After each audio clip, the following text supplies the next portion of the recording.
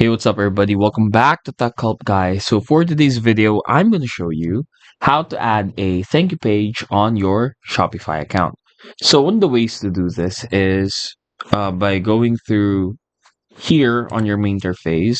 You want to go to your online store, click on Pages, and then select Add Page. Once you select on Add Page, add a title, Thank You Page, right there. And then what you want to do is from here you either just want to go and say thank you for visiting. You can either do this manually like this, and then you can actually have AI generate a text for you, or you can just manually put it like this. Thank you for visiting our page. But usually, if you do it like this, it's usually kind of dull. And then you can also add an image right here or add a link to make it more engaging somehow.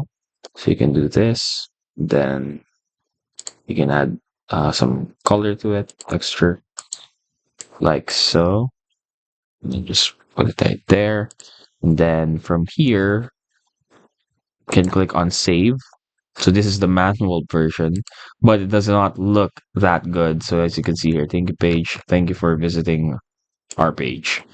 But if you want something better, definitely you can either edit on Canva and then just insert the image here for your thank you page.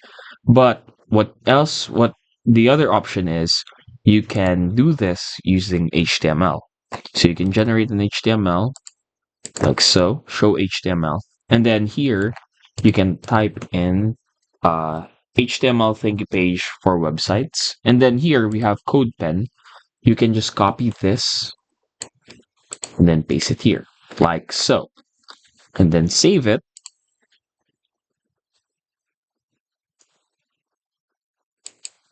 Once that's saved, you can now preview. And there we have it. So you can use third-party sources like this one, like CodePen.io, to help you generate HTMLs. So you can sign up or you can create an account with them so you can follow them for more HTMLs like this. So you now have a better thank you page for your website. Even has a copyright and all rights reserved. And that's it.